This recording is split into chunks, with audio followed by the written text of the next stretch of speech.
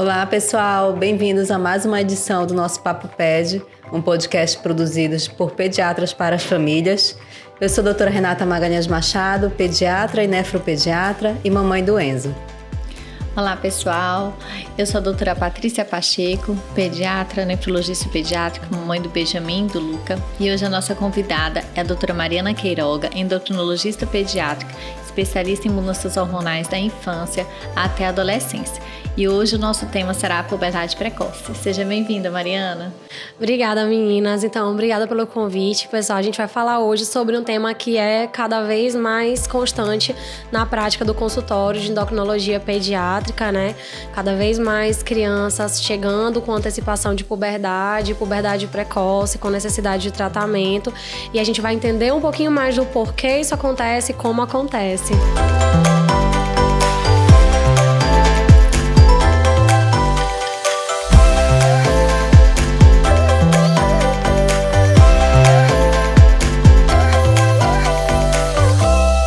Então, a puberdade precoce é quando a criança começa a desenvolver os seus caracteres sexuais secundários, que a gente chama, né? Que é o aumento das mamas nas meninas, aumento do testículo nos meninos, aparecimento de pelos pubianos, antes da idade preconizada normal, né? Então, para as meninas, a gente considera abaixo de 8 anos e para os meninos abaixo de 9. Né? E como você falou, a gente tem visto esse grande aumento de puberdade precoce na infância, aterrorizando, lógico, os pais, deixando eles preocupados, né?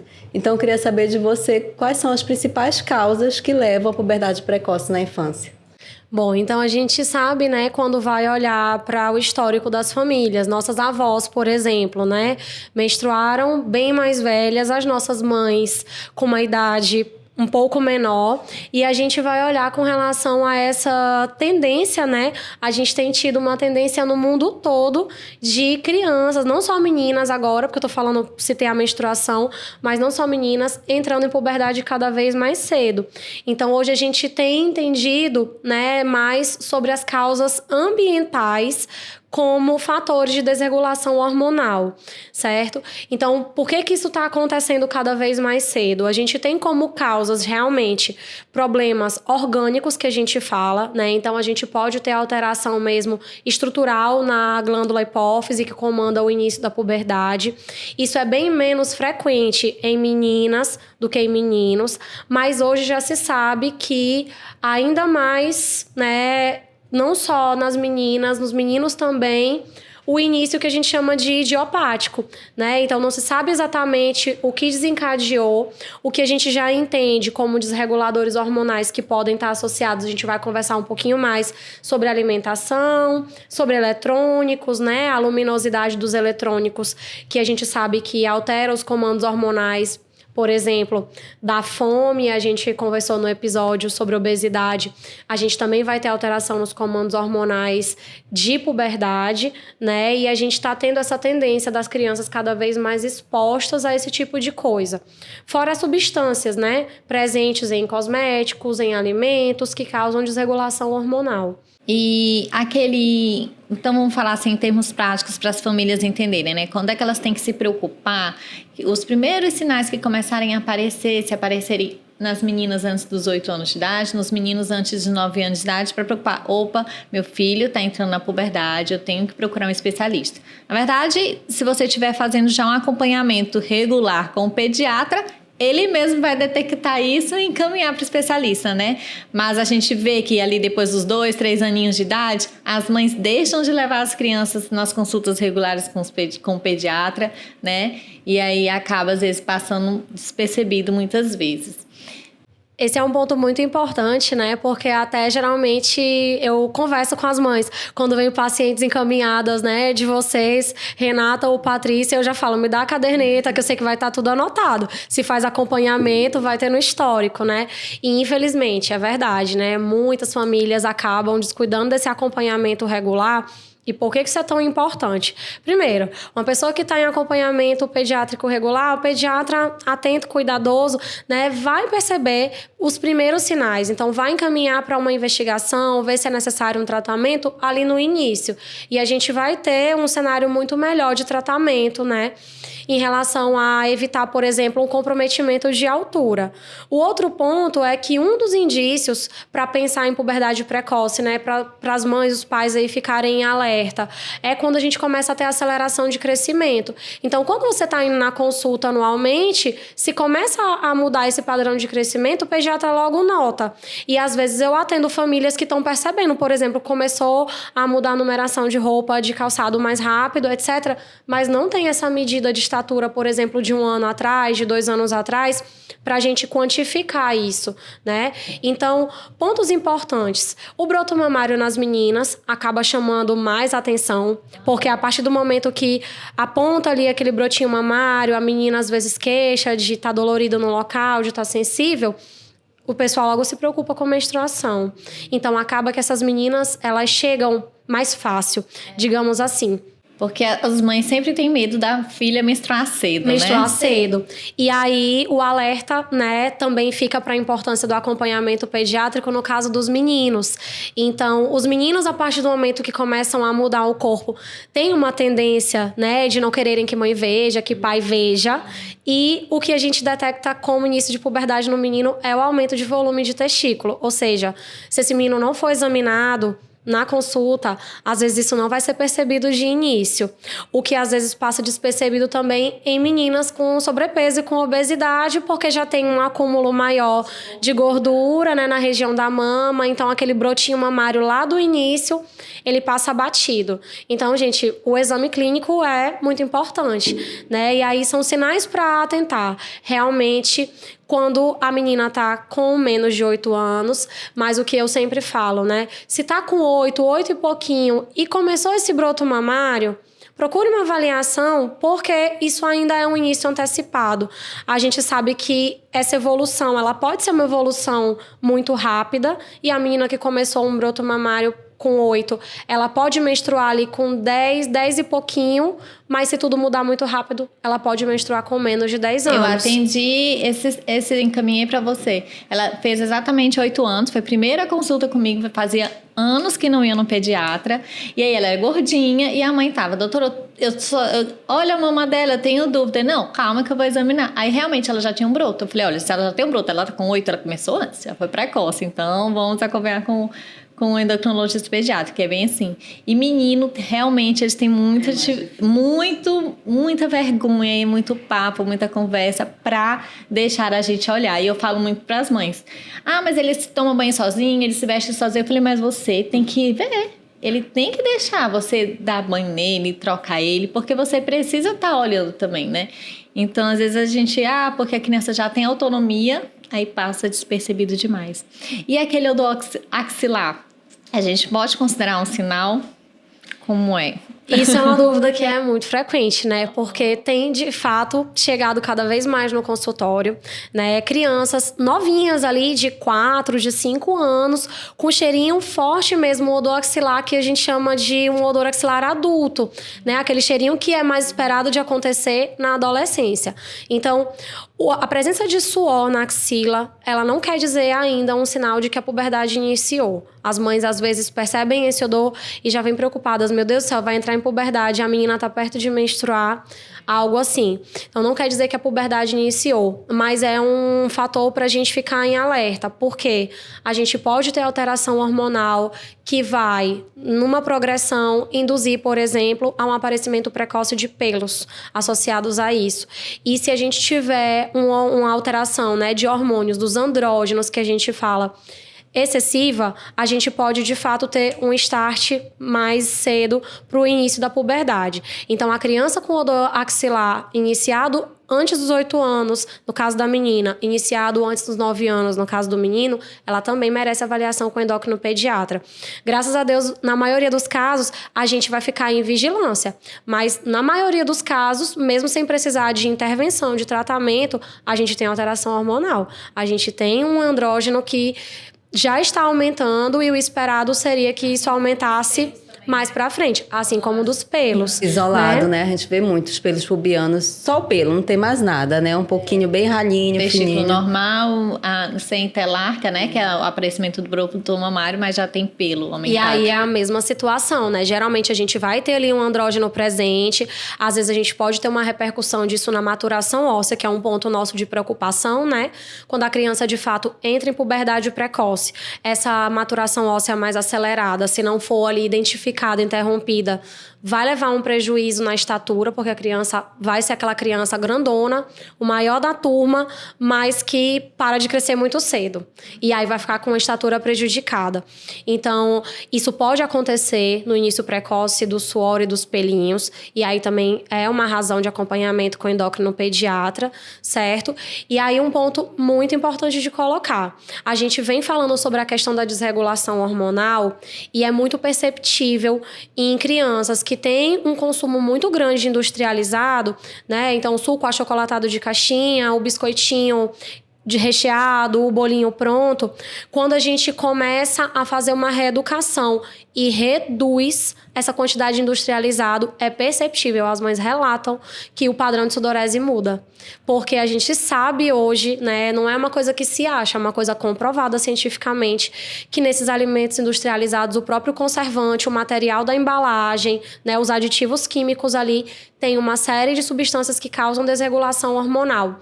Então, quando a gente melhora esse padrão alimentar dessas crianças que têm muito erro alimentar nesse sentido, a gente percebe que o odor fica mais sutil, às vezes até desaparece. A mãe fala, né? Tipo assim, eu percebo raramente se ficar muito suado. E aí a gente vai usando estratégias para isso, que inicialmente não são o uso de desodorante, não é o uso de antitranspirante, né? O antitranspirante mesmo a gente evita usar antes dos 12 anos. Né, a gente desencoraja. E quando de fato precisa de usar um desodorante, a gente vai agora educar, na verdade, essas mães. E nós, na verdade, né? Eu sempre falo para as mães, não é só uma preocupação para a criança. Nós precisamos ser cada vez mais conscientes de ler rótulo, de olhar o cosmético, porque às vezes tem uma alimentação muito legal, mas usa maquiagem da mãe, produto de cabelo da mãe, no caso das meninas, né? Usa cosméticos de linha adulta, que também estão cheios de desreguladores até endócrinos. creme também, né? Às creme vezes hidratante. a mãe... Não, creme com hormônio. Às vezes a mãe faz uso... Já vi uns casos assim, da mãe fazendo uso de algum creme por hormônio para reposição hormonal, e a criança entra em contato com aquele creme e acaba que ela inicia, às vezes, algum pelinho, alguma coisa por ter entrado em contato também com o hormônio presente. Gente, agora isso é um ponto importante, né? Para fazer mesmo um alerta. Tem sido cada vez mais frequente a prescrição, né, para adultos de reposições hormonais de andrógenos, né? As reposições de testosterona em gel, por exemplo. Mulheres e homens adultos usando. E a contaminação de uma pessoa para outra, né, ela é uma coisa real a ponto de o esposo, por exemplo, usar o gel de testosterona e isso ocasionar estímulo a ponto de aumentar a clitóris da mulher, da esposa, da mulher adulta. Então, imagina na criança, né? Então, surgimento precoce de pelos, aumento de comprimento realmente peniano dos meninos, aumento de clitóris das meninas, às vezes fazem a gente pensar em alterações hormonais até muito mais sérias. Mas isso é muito sério porque também impacta em avanço de idade óssea, pode ter prejuízo para estatura, pode desencadear um início precoce de uma puberdade verdadeiramente. Então, assim, para realmente quem tem indicação do uso, né? Pais, mães, avós, às vezes que dormem muito junto com a criança, né? A criança fica junto, tios, tias. Quem for realmente usar, precisar usar, use em regiões que não estão em contato direto com a criança. Então, evite passar, por exemplo, em região aqui do braço, em barriga, e passe, por exemplo, região interna da coxa ou no bumbum, áreas que as crianças não vão estar em contato. Porque essa contaminação existe, ela é cada vez mais frequente e as pessoas não têm noção desse risco. Então, é um ponto muito importante realmente de a gente chamar atenção. E assim, muitos pais também preocupados, né? Nossa, meu filho entrou na puberdade precoce. Tem algum risco mais grave de ele ter alguma outra doença mais séria, mais grave, no sistema nervoso central? Então, que pode aquilo ser de o causador, causa, né? né? O que pode estar ali por trás?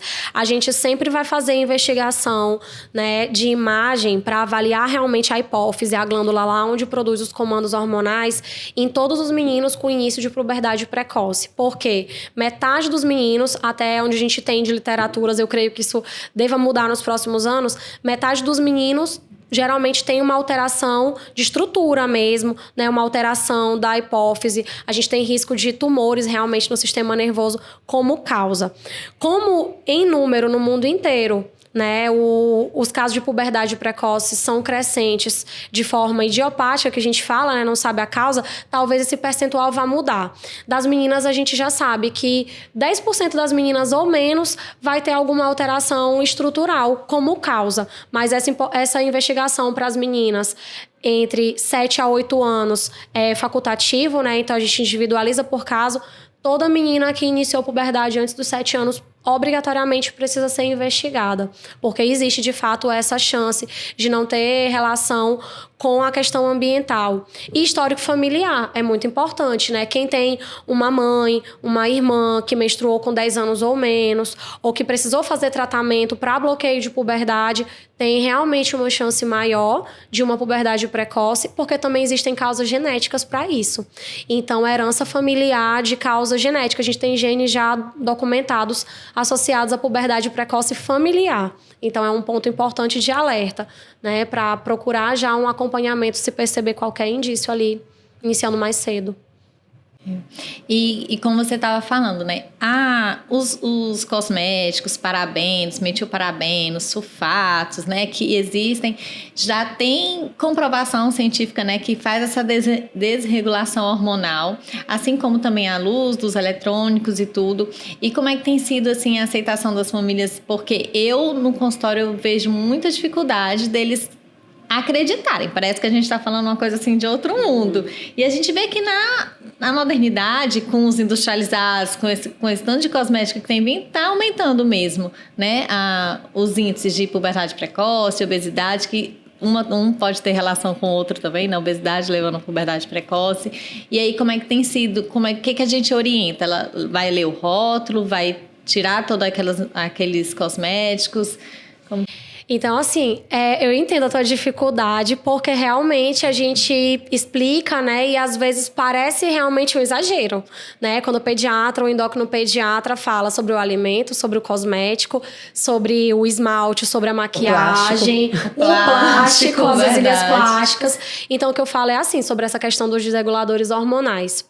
Tem coisas que não vão estar diretamente ao nosso alcance. Exemplo, a gente não tem tanto acesso aqui na nossa região, nossa cidade, por exemplo, a comprar frutas, legumes orgânicos. Então, a gente sabe que o pesticida que é usado para o cultivo, mesmo daquele legume que o pequeno produtor vende lá na feira, ele causa desregulação hormonal.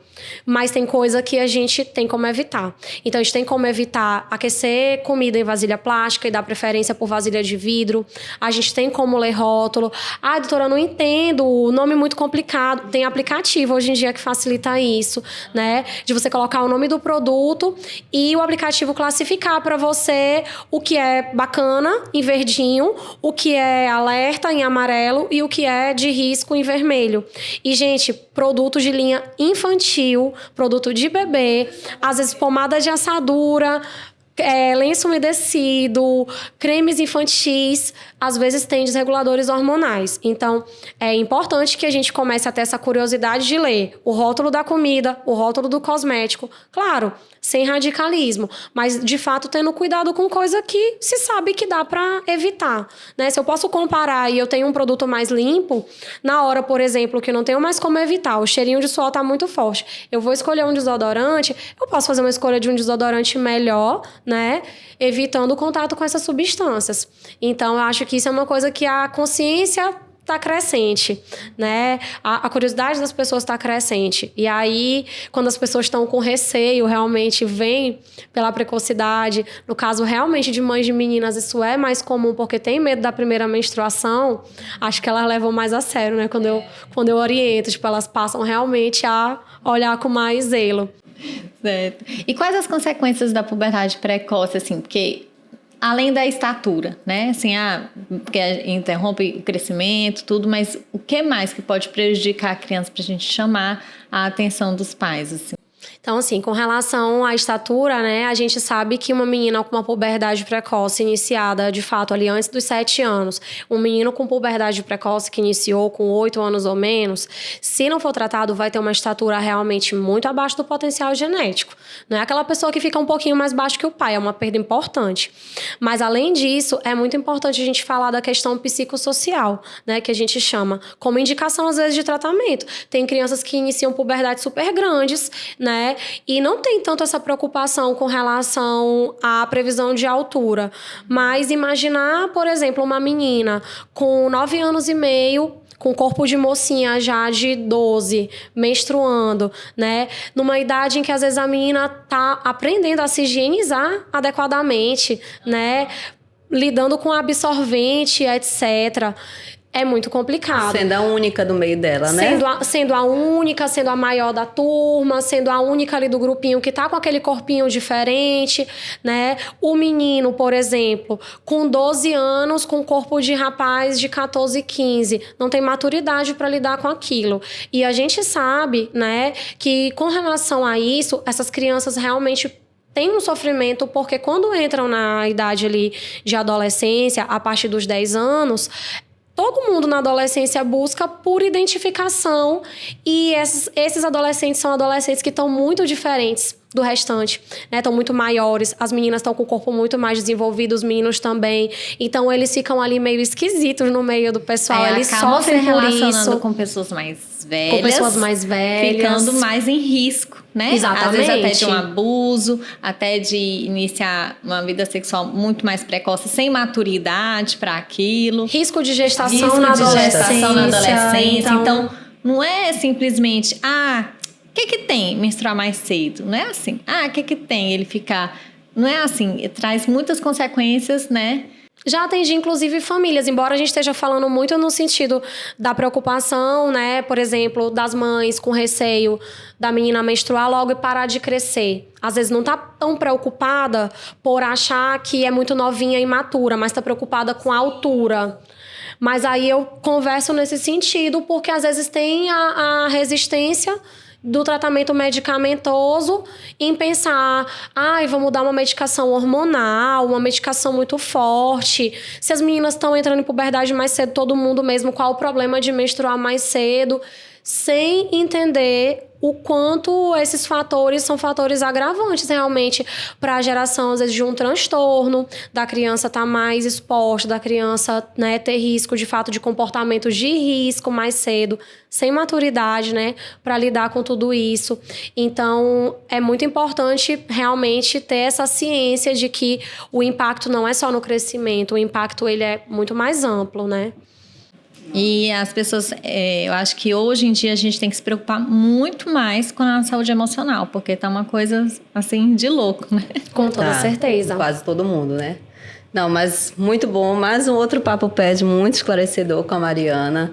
Tenho certeza também que é algo, infelizmente, eu não sei, hoje em dia que a gente está vendo muito comum as puberdades precoces, crianças entrando nessa fase muito cedo. Né? Então, tirar mais essas dúvidas dos pais, né? Quando procurar um especialista, lembrando sempre levar no pediatra para qualquer coisa encaminhar se houver necessidade, né? E obrigada, Mariana, mais uma vez. Curtam, comentem também o nosso Papo Ped e até a próxima. Obrigada, meninas. Obrigada.